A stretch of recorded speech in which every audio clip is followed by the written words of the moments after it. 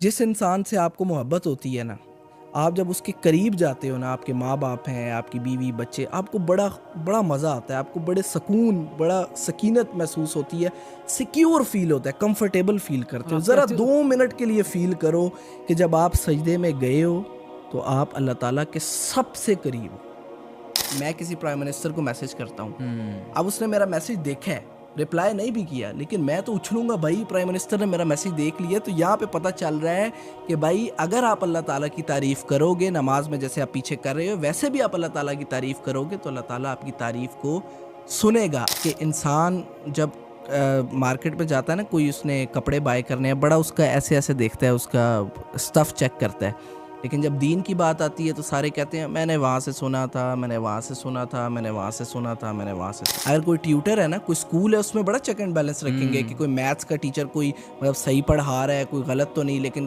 कारी साहब कोई पता नहीं उनके अकीदा क्या है, उनके थॉट्स क्या हैं, उनकी एक्टिविटीज़ क्या हैं, वो क्या पढ़ा रहे हैं, क्या नहीं पढ़ा रहे। अब्बा जान है, भाई जान है, चचा जान है, मतलब बाहर 5 वक्त की नमाज़ें पढ़ते हैं, हाजी साहब हैं, लोगों की आप कह लो कि लोगों के मसले सुलझाते हैं और कुरान पढ़ते हैं और वेलफेयर है, ये है वो है। लेकिन घर जैसे ही घुसते हैं ना, तो उनके जो घर वाले हैं ना, वो कमरों में छुप जाते हैं, वो बेड के नीचे छुप जाते हैं। उनका बर्ताव इस तरह का है, घर में अजीब किस्म का बर्ताव, गालियाँ भी निकालते हैं, घर में जो है मॉक भी करते हैं। कभी कभी लोग आके मेरे से सवाल करते हैं कि हमारे पाकिस्तान में ये चोरी, नाइंसाफ़ी, रिश्वत, ये कत्ल और ये सारी करप्शन। चीज़ें क्यों हैं, इसका क्या हल है? सही तो बात। मेरे दिमाग में तो 100% एक ही सोल्यूशन आता है कि अल्लाह ताला ने जो सज़ाएं बताई हैं, जो कानून बताया, उसको नाफिज कर दो। अस्सलामु अलैकुम वरहमतुल्लाहि वबरकातुहू। जैसे कि सलाह सिंप्लीफाइड, नमाज को समझना और नमाज का जो मकसद है जिससे हम बुराई से, बेहयाई से रुक सकें और हमारा ईमान ताज़ा हो। एपिसोड 1 हमने रिकॉर्ड किया था जिसमें हमने रुकू तक, कुल हुवल्लाहु अहद, सूरह इखलास तक हमने ट्रांसलेशन को और उसकी अंडरस्टैंडिंग को समझा था। उसको आगे कंटिन्यू करते हैं इंशाल्लाह। और मैं ये उम्मीद करता हूँ कि लास्ट एपिसोड को देख के आपने हमारे साथ कुरान की ट्रांसलेशन को और उसकी जो थोड़ी सी एक्सप्लेनेशन थी, उसका पर्पस था, उसको ज़रूर समझा होगा। अगेन मेरे साथ हैं अब्दुल बासित। अस्सलाम वालेकुम। वालेकुम अस्सलाम क्या वरहमतुल्लाह। हाल चाल है बासित? अल्हम्दुलिल्लाह। बासित, लास्ट टाइम हमने रुकू की दुआस तक जो है वो डिस्कस किया था। मैं उम्मीद करता हूँ कि जो ऑडियंस है उन्होंने उस सारी ट्रांसलेशन को याद भी किया होगा और उस सारे मकसद को समझा भी होगा। और मैं ये रिक्वेस्ट करता हूँ कि आप नोट्स भी साथ साथ बनाएं, क्योंकि एक दफ़ा अगर आपने अपनी नमाज को सही कर लिया, उसको सही तरह समझ लिया, उसकी ट्रांसलेशन को याद कर लिया, तो फिर सारी ज़िंदगी के लिए आपकी आसानी है। इवन कि आपके आगे बच्चे भी होने हैं, आप जब बच्चे आपसे आके जब सवाल करेंगे कि बाबा मामा मुझे बताएं कि नमाज़ पढ़नी है, नमाज क्यों पढ़नी है, नमाज कैसे पढ़नी है, नमाज में ये जो पढ़ना है इसका मतलब क्या है, तो फिर आप क्या कहेंगे? आप उन्हें यही कहेंगे कारी साहब से पूछो। आपने ख़ुद उनको टीच करना है। तो इसलिए बहुत ज़रूरी है कि इस सीरीज़ के थ्रू आप नमाज के मकसद को, नमाज की ट्रांसलेशन को ज़रूर समझें। बिल्कुल, यहाँ पे आपने कारी साहब वाली बात की, बहुत इंपॉर्टेंट है। पेरेंट्स को खुद टीच करना चाहिए ये तो बच्चों को। बेसिक अंडरस्टैंडिंग है हमारे यार। यहाँ क्या होता है, लोग अपने बच्चों को कारी साहब के पास भेज के बस कहते हैं बस वही कर देंगे जो और करना फिर है। कोई चेक एंड बैलेंस भी नहीं वही चेक रखते एंड, ये कारी बहुत बहुत साहब। बड़ा अलमिया है। मतलब अच्छा देखो, इसमें एक और ये भी चीज़ बड़ी नोटिस करने वाली है। अगर कोई ट्यूटर है ना, कोई स्कूल है, उसमें बड़ा चेक एंड बैलेंस रखेंगे कि कोई मैथ्स का टीचर कोई मतलब सही पढ़ा रहा है, कोई गलत तो नहीं। लेकिन कारी साहब कोई पता नहीं उनके अकीदा क्या है, उनके थॉट्स क्या हैं, उनकी एक्टिविटीज़ क्या हैं, वो क्या पढ़ा रहे हैं, क्या नहीं पढ़ा रहे। वो ऐसे ही बात है कि इंसान जब मार्केट में जाता है ना, कोई उसने कपड़े बाय करने हैं, बड़ा उसका ऐसे ऐसे देखता है, उसका स्टफ़ चेक करता है। लेकिन जब दीन की बात आती है तो सारे कहते हैं मैंने वहाँ से सुना था, मैंने वहाँ से सुना था, मैंने वहाँ से सुना था, मैंने वहाँ से सुना था। तो ये बहुत अजीब बात है। बहरहाल हम शुरू करते हैं। अब रुकू तक जो है, रुकू की दुआस को हमने डिस्कस किया था, उसकी ट्रांसलेशन को भी डिस्कस किया था। अब बारी आ जाती है कि इंसान रुकू से जब उठता है, रुकू के बाद जब नमाज में इंसान कहता है समी अल्लाहु लिमन हमिदा, इसको समझने की बहुत ज़रूरत है। समी अल्लाह, अल्लाह ने सुन लिया, लिमन हमिदा, जिसने उसकी तारीफ़ की। अब इस बात को समझें। अब यहाँ पर ये हमें नमाज किसने सिखाई है? अल्लाह ताला ने एक किस्म की सिखाई है ना, जिब्रील के थ्रू, आप सल्लल्लाहु अलैहि वसल्लम के थ्रू। इधर हमें एक गारंटी मिल रही है। मुफस्सिरीन लिखते हैं कि अगर हमें ये बात पता चल जाए, जैसे कि इसमें है समी अल्लाहु लिमन हमिदा, कि जिसने अल्लाह ताला की तारीफ़ की, तारीफ़ हमने कब की? पीछे फातिहा पढ़ी, कुरान पढ़ा, उससे पहले सुब्हानक अल्लाहुम्मा अल्लाहुम्मा बाइद बैनी अल्लाह, हमने अल्लाह ताला की तारीफ़ की और हमें गारंटी मिल रही है कि अल्लाह ताला ने हमारी सुन ली है। अब इसको मैं रिलेट ऐसे करूँगा, मैं किसी प्राइम मिनिस्टर को मैसेज करता हूँ, अब उसने मेरा मैसेज देखा है, रिप्लाई नहीं भी किया, लेकिन मैं तो उछलूंगा भाई प्राइम मिनिस्टर ने मेरा मैसेज देख लिया। तो यहाँ पे पता चल रहा है कि भाई अगर आप अल्लाह ताला की तारीफ़ करोगे नमाज में, जैसे आप पीछे कर रहे हो, वैसे भी आप अल्लाह ताला की तारीफ़ करोगे तो अल्लाह ताला आपकी तारीफ़ को सुनेगा। अच्छा, इसमें मुफस्सिरीन एक और बड़ी प्यारी बात लिखते हैं कि इंसान को जब ये पता चलता है ना कि अल्लाह ताला ने उसकी तारीफ़ सुन ली है, तो वो इतना खुश होता है, इतना खुश होता है, इतना आजिज़ हो जाता है वो, कि वो अल्लाह ताला के आगे फिर वो सजदे में चला जाता है ना, फिर वो अल्लाह ताला के आगे बिल्कुल झुक लेता है। अल्लाह तूने, मैंने तेरी तारीफ़ की और तूने सुन ली, मुझे इस काबिल समझा और मेरी तूने तारीफ़ को सुन लिया जो मैंने तेरी तारीफ़ की। तो एक तो ये बेसिक है समी अल्लाहु लिमन हमिदा। इसके बाद रब्बना वलकल हम्द हम्दन कसीरन तय्यबन मुबारकन फ़ी। अब इसके पीछे जो एक छोटा सा वाक़या है हदीस में, सही बुखारी की हदीस 799 में मिलता है, मैं चाहूँगा बासित आप उसको थोड़ा सा एलैबोरेट करो। अच्छा, ये वाक़या कुछ इस तरह है कि आप सल्लल्लाहु अलैहि वसल्लम एक दफ़ा नमाज़ पढ़ा रहे थे साहबा को, तो जब आप सल्लल्लाहु अलैहि वसल्लम ने फरमाया समी अल्लाहु लिमन हमिदा और रुकू से उठे, तो पीछे एक आदमी, एक सहाबी खड़े हुए थे, उन्होंने कहा रब्बना वलकल हम्द हम्दन कसीरन तय्यबन मुबारकन फ़ीही। उसके बाद जब नमाज एंड हुई, आप सल्लल्लाहु अलैहि वसल्लम ने पूछा ये अल्फाज किसने कहे, तो फिर उस सहाबी ने कहा कि रसूलुल्लाह मैंने ये अल्फाज कहे।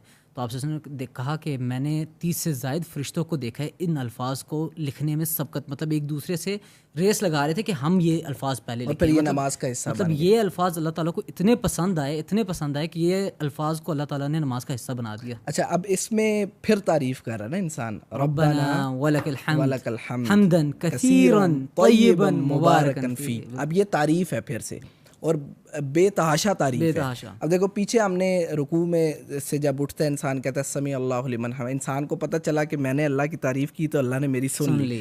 जब इंसान को ये पता चला तो अल्लाह ताला, फिर इंसान ने और तारीफ़ की अल्लाह ताला की कि अल्लाह मेरी और सुने, ठीक है, और फिर उसके बाद इंसान जो है सजदे में चला जाता है, सजदे में गिर जाता है। अच्छा, इधर मैं एक चीज़ रिवाइज़ करवा दूं जो हमने पिछले पॉडकास्ट में भी की थी कि जब इंसान नमाज़ पढ़ता है, आप नमाज़ पढ़ते हैं तो नमाज में कुरान पढ़ा जाता है, फ़ातिहा भी कुरान है, फ़ातिहा के बाद भी, तो कुरान फ़ातिहा का ऐसा असर इंसान के दिल में पड़ना चाहिए कि इंसान पहले ऐसे सीधा खड़ा होता है क़याम में, फिर ऐसे रुकू में झुकता है, फिर पूरा ही झुक जाता है, मतलब आजिज़ी की इंतहा हो जाती है, सजदे में गिर जाता है, मट्टी पे गिर जाता है, अपना माथा लगा देता है।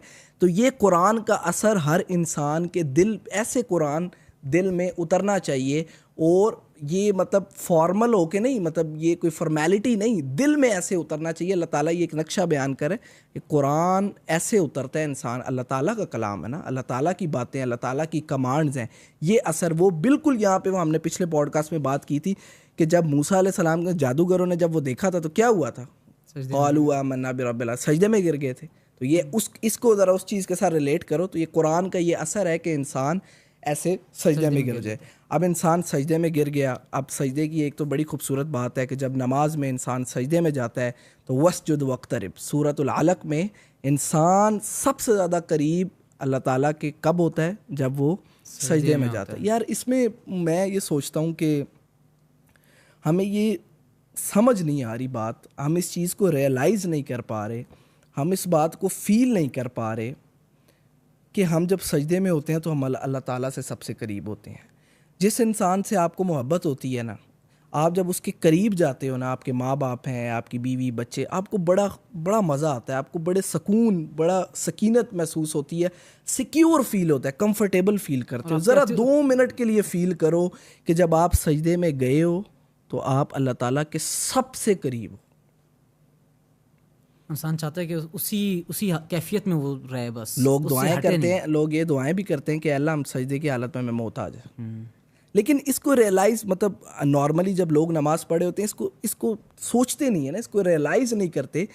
अच्छा, कुछ लोग ऐसे हैं जो रियलाइज़ करते हैं, वो मैंने ऐसे देखा जो लोग बड़ी परेशानी में गिरे होते हैं ना, बड़े दुख में होते हैं, परेशानी में होते हैं, फिर वो जब नमाज कायम करते हैं, नफल पढ़ते हैं, नमाज़ पढ़ते हैं, वो अपने लंबे सजदे जो है वो कर लेते हैं। इधर मैं एक और चीज़ मेंशन कर दूं कि हम जब नमाज़ पढ़ते हैं तो अल्लाह टकरे मारते हैं ना। आप सल्लल्लाहु अलैहि वसल्लम के दौर में मैं एक हदीस पढ़ रहा था कि जब सहाबा फरमाते हैं आप सल्लल्लाहु अलैहि वसल्लम सजदे में जाते थे ना, तो हमें ऐसे लगता था जमात हो रही है, हमें ऐसा लगता था आप सल्लल्लाहु अलैहि वसल्लम भूल गए हैं, बिल्कुल सजदे में भूल गए हैं। मतलब इतना इतना लंबा सजदा, सजदे में वो दुआज मांगते थे। आप सल्लल्लाहु अलैहि वसल्लम को पता था कि सजदे अब जिस हालत में मैं हूँ, मैं अल्लाह ताला के सबसे करीब हूँ। और हमारे सजदे कैसे होते हैं? समी अल्लाह, सुभान रब्बियल आला, सुभान रब्बियल आला, सुभान रब्बियल आला, सुभान अल्लाह, सुभान रब्बियल आला। मतलब ज़रा फील करें इस बात को कि जब नमाज में आप सजदे में गए हैं तो आप अल्लाह ताला के सबसे करीब हैं। और अल्लाह ताला के करीब होना मतलब सबसे ज़्यादा प्रोटेक्टेड हैं आप, सबसे ज़्यादा आप कंफर्टेबल हैं, सबसे ज़्यादा आपको सुकून में, आप उस हस्ती के सबसे ज़्यादा करीब हैं जिसने इस तमाम कायनात को तख्लीक किया, हमारे साथ रहम किया, तमाम मखलूक़ात के साथ रहम किया। और वो उस मतलब आप अल्लाह ताला के बारे में तो हम्द करते रहें, बयान करते हैं, वो तो ख़त्म ही, मतलब पूरी दुनिया ख़त्म हो जाए लेकिन उसकी हम जो है वो ख़त्म नहीं हो सकती। तो ये हमें रियलाइज़ करना चाहिए कि जब हम सजदे में जाते हैं तो हम अल्लाह ताला के सबसे करीब होते हैं। ये मैं नहीं कह रहा, ये बात आप नहीं कह रहे, ये कुरान कह रहा है, हदीस भी नहीं कह, कुरान कह रहा है। हदीस भी है ये, लेकिन कुरान कह रहा है वस्जुद वक्तरिब, और सजदा करो और अल्लाह ताला के सबसे करीब हो जाओ।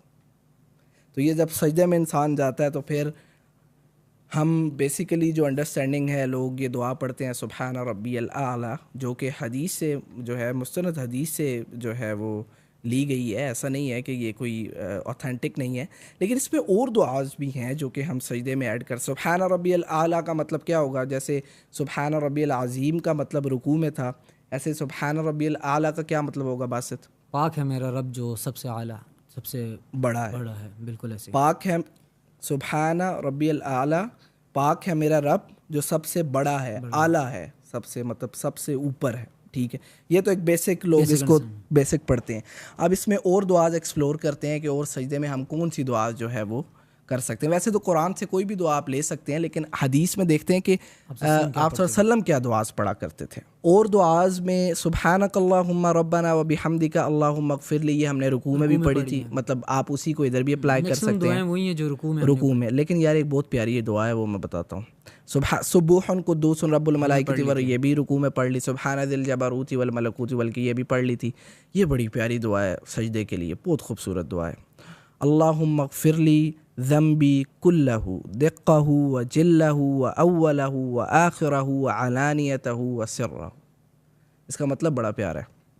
अल्लाहुम्मा अग़फ़िरली, अल्लाह मुझे माफ़ कर दे, ज़म्बी कुल्लहु, मेरे तमाम गुनाहों को माफ़ कर दे, कुल्लहु कुल तमाम, दिक्कहु व जिल्लहु छोटे बड़े, व अव्वलहु व आखिरहु पहले वाले और बाद वाले, व अलानियतहु व सिर्रहु, ऐलान मतलब जो ज़ाहिर है सबको पता है, और एक व सिर्रहु जो छुपे हुए हैं। अब ये इंसान के जो तन्हाई के गुनाह होते हैं ना, उलमा कहते हैं कि यार ये जो लोग सोसाइटी के सामने वैसे बड़े नेक होते हैं, मैंने ख़ुद देखा है, मैंने ख़ुद ये चीज़ नोट की है, लोगों से सुना है और अपनी प्रैक्टिकली देखा है कि वालिद साहब हैं, अब्बा जान हैं, भाई हैं, बड़े नेक हैं, लोगों के मसले सुलझाते हैं, 5 वक्त की नमाज़ पढ़ते हैं और कुरान पढ़ते हैं,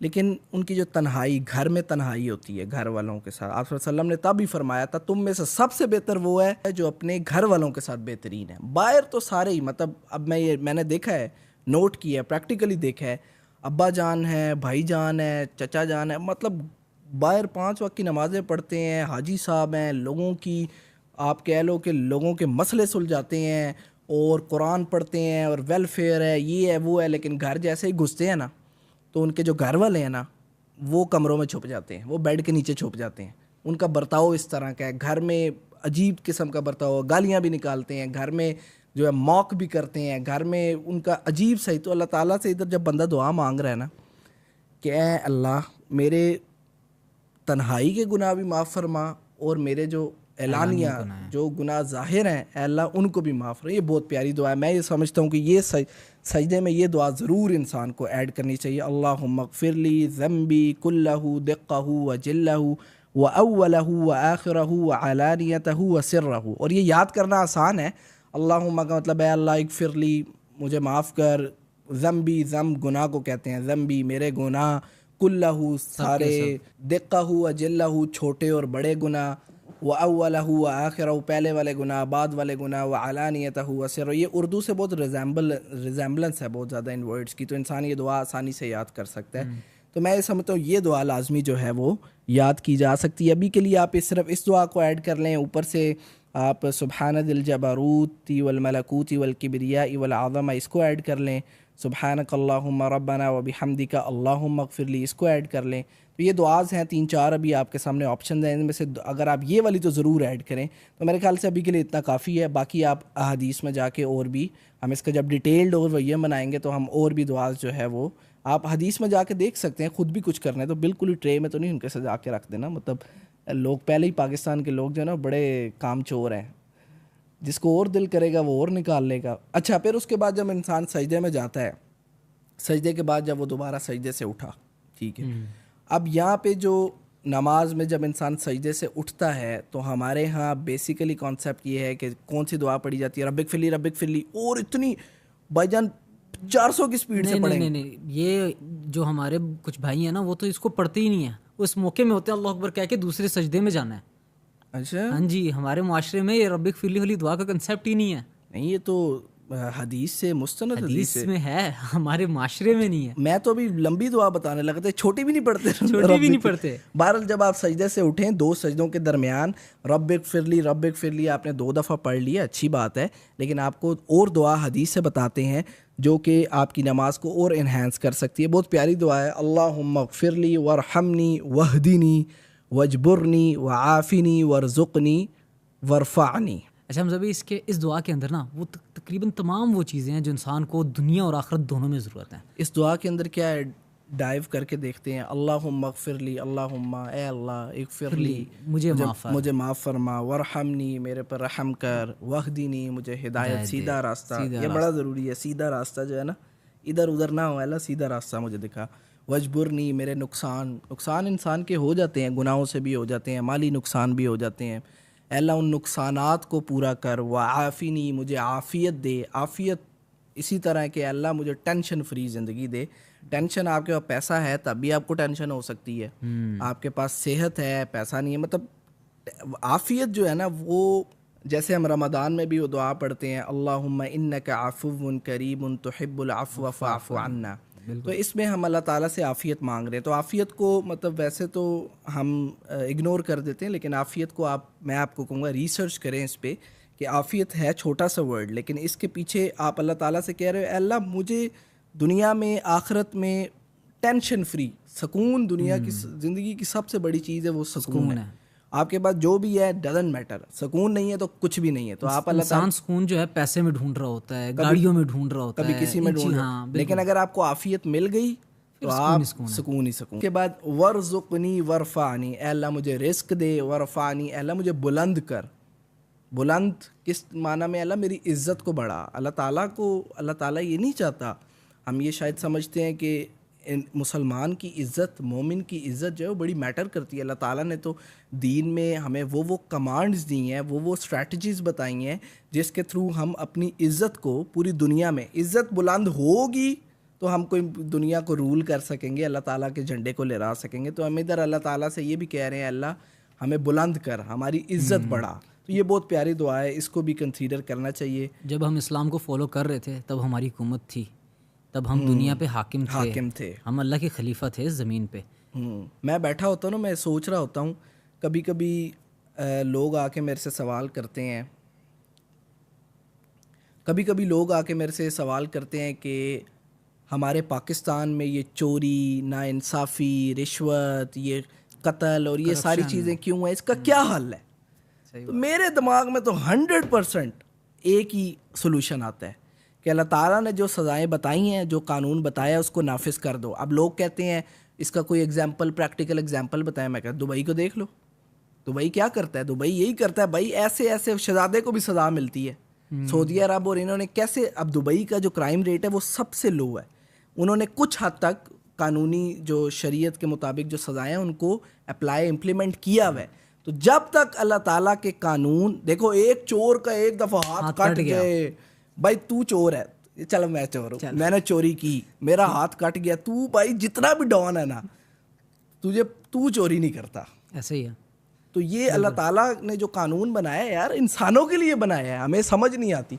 तो जब तक वो कानून इम्प्लीमेंट नहीं होगा, शरीयत इम्प्लीमेंट नहीं होगी, बेशक जो मर्ज़ी पार्टियाँ आती रहें, जो मर्ज़ी जो कुछ होता रहे, आप ये नहीं कह सकते कि हमारी दुनिया में अमन और वो वाला जो निज़ाम है ना, वो क्राइम रेशो और वो सारा कुछ नीचे आ सके। तो एज सून एज़ पॉसिबल हमें चाहिए कि हम उसको अडॉप्ट कर लें, अल्लाह ताला की तरीके को, अल्लाह ताला की कमांड्स को समझ कर। मैं तो ये कहता हूँ कि अल्लाह ताला मुझे मौका दे, मैं किसी हलके में किसी जगह पे इलेक्शन जीतूँ और मैं वहाँ पे मतलब उसको सारा सुपरवाइज़ करूँ और मुझे मौका मिले और मैं मॉडल के तौर पे छोटे से इलाके में अल्लाह ताला की शरीयत को, अल्लाह ताला की कमांड, शरीयत का मतलब होता है कमांड्स को नाफिज करूं और फिर लोगों को एज अ मॉडल दिखाया जाए, ये देखो अल्लाह ताला की कमांड्स को हमने रखा, तो कितना अच्छा मुआशरा पैदा हुआ। फिर मॉडल को जब लोग देखते हैं, रिजल्ट्स देखते हैं, तो फिर लोग उस मॉडल को रेप्लिकेट करते हैं। तो इसलिए अल्लाह ताला की कमांड्स के पीछे विजडम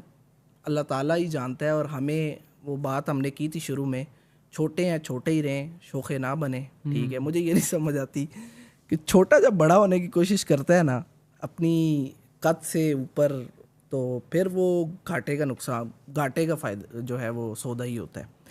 तो ये तो 2 सजदों के दरमियान की दुआ है, रब्बिक फिरली पढ़ें आप, रब्बिक फिरली, उसके साथ ये दुआ जो है वो ज़रूर ऐड करें इस दुआ को, ताकि इससे आपकी देखें अब नमाज भी आहिस्ता आहिस्ता लंबी होती जा रही है। और आप देखें ये जो सारी हमारी डिस्कशन है ना, इसको आपने अब माइंड में रख के एक एक लफ्ज़ को नमाज पढ़नी है। फिर आप देखें आपकी नमाज, आप 2 फ़र्ज़ पढ़ने बैठेंगे, आपके घर वाले कहेंगे ओए 2 फ़र्ज़ पढ़ है, या फिर तू पिछले 2 साल के 2 फ़र्ज़ जो है वो सारे जो कज़ा रह गए थे वो पढ़ है। अच्छा, इसमें एक और बात क्लियर कर दूँ, इधर मैं एक और पॉइंट क्लियर कर दूँ, मुझे बहुत क्वेश्चन आते हैं। अब एक बंदा है, आपने पिछले 5 साल से नमाज नहीं पढ़ी और अब आप नमाज पढ़ना चाहते हैं, आपने नमाज शुरू करने लगे हैं, अब आपके दिमाग में ख्याल आता है यार जो पिछले 5 साल मैंने नमाज नहीं पढ़ी उसका क्या करूं। अब उसमें कुछ मौलवी साहब कहते हैं उसके इतने पैसे दो, नहीं ऐसा नहीं है। आप कुरान में अल्लाह ताला ने सूरह फुरकान पढ़े, अल्लाह ताला ने कहा है कि शिर्क के अलावा, शिर्क की भी माफ़ी मांगो तो माफ़ी मिल जाएगी, इल्ला मन ताब, सिर्फ माफ़ी नहीं मिलेगी, आपकी बुराइयों को नेकियों में बदल दिया जाएगा। ये सूरह फुरकान में अल्लाह ताला फरमा रहा है। तो अगर आपने पिछले 5 साल नमाज नहीं पढ़ी, तो मैं ये समझता हूँ, मैंने जितना कुरान को स्टडी किया, अगर आप अल्लाह ताला से सच्चे दिल से माफ़ी मांगेंगे, तौबा करेंगे, तो वो पिछले 5 साल की नमाजें आपको पढ़ने की ज़रूरत नहीं है। आप वो ऐसे ही है कि आप एक नए मुसलमान हुए, ठीक है। देखिए मुसलमान इंसान नमाज के साथ होता है। मुझे नहीं समझ आती कि आप नमाज नहीं पढ़ते, आपको आपके माँ बाप, आपके उस्ताद, आपके करीबी लोग कहते हैं ना तुम मुसलमान हो, मैं मुसलमान हूँ, तुम ईद मना रहे हो, तुम रोज़े, तुम मुसलमान नहीं हो। अगर तुम नमाज नहीं पढ़ रहे, ये मैं नहीं कह रहा, ये हदीस कह रही है, मुसलमान और काफिर में फ़र्क करने वाली चीज़ नमाज है। वो क्यों? नमाज पढ़ोगे तो अल्लाह ताला का जो ज़िक्र है, अल्लाह ताला की याद, कुरान और ये चीज़ें तुम्हारे अंदर रहेंगी, तुम प्रैक्टिकली मुसलमान बन सकोगे। वरना शनाख्ती कार्ड पर मुसलमान होने से वो अल्लाह के यहाँ तो मुसलमान नहीं हो अगर तुम नमाज को कायम नहीं करते। एक है कि नमाज कभी कभार छूट जाना फिर अल्लाह ताला से, वो नहीं। लेकिन अगर अब तुम बिल्कुल नमाज नहीं पढ़ते, जैसे लोग जुमे की जुमा नमाज पढ़े होते हैं, वैसे नमाज कहते हैं नमाज की ज़रूरत ही नहीं है, तो ऐसा बंदा, आपको किसी ने गलत बताया, आप किसी भूल में है, अभी किताबें खोल लें, कुरान खोल लें, हदीस खोल लें, आप कुछ भी खोल लें, इवन कि आप अगर यहूदियों को भी देखें, आप ईसाइयों को भी देखें, तो उनकी भी अपनी नमाजें हैं, वो भी पढ़ते हैं अपनी, वो भी ये अपनी इबादत करते हैं। तो नमाज के बगैर आप मुसलमान, सॉरी टू से आपको बुरा लग रहा है, मुझे भी बुरा लगा था जब मुझे पता चला था, लेकिन मैंने कुछ स्टडी किया था। अगर आप नमाज नहीं पढ़े तो कुरान ये कह रहा है, हदीस ये कह रही है कि आप मुसलमान कोई नहीं है। आज से अपना मुहासबा करें और नमाज़ पढ़ना शुरू करें। पीछे अगर आपने जितने भी अरसे से नमाज़ नहीं पढ़ी, 5 साल से 10 साल से, अल्लाह ताला से सच्चे दिल से माफ़ी मांगे, अल्लाह ताला आपको माफ़ करेगा। पीछे ना अब उसका कोई पैसे देने की ज़रूरत है, ना वो कज़ाएँ, अब 10 साल के पीछे कज़ाएँ कौन पढ़े। यहाँ पे कंसेप्ट है लोगों के दरमियान कि कज़ाए उम्री,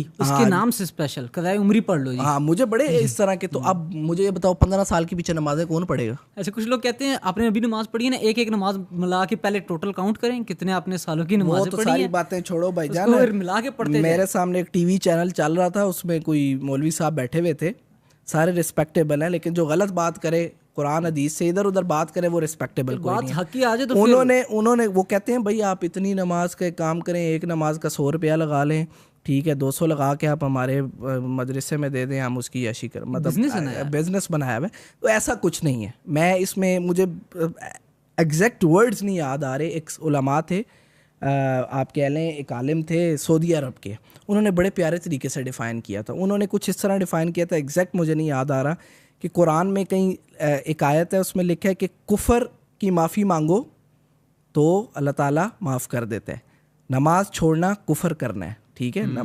तो अगर अल्लाह ताला कुफ़र माफ़ कर देते, तो अगर कुरान और हदीस को देखो तो आपकी क़ज़ाए उम्री की माफ़ी मांगोगे तो अल्लाह ताला माफ़ कर देगा। अब अपनी अगली मूव ऑन करो, प्रेजेंट को अपना प्रेजेंट और फ्यूचर को देखो, पास जो हो गया उसको छोड़ दो और माफ़ी मांगो। 2 सजदों की दुआ ये हो गई, बहुत खूबसूरत दुआ है।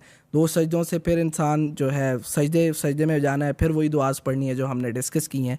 उसके बाद जो नेक्स्ट हमारे पास स्टेप आ जाता है वो तशहुद आ जाता है। तो इंशाल्लाह इस एपिसोड को हम इधर ही जो है वो ख़त्म करते हैं। नेक्स्ट एपिसोड में हम तशहुद और फिर नमाज वितर और नमाज जनाजा, उन चीज़ों को भी डिस्कस करेंगे। आज के लिए इतना ही। Thank you Abdul Basit, thank you audience, अपना ख्याल रखिएगा। अस्सलाम वालेकुम व रहमतुल्लाहि व बरकातुहू।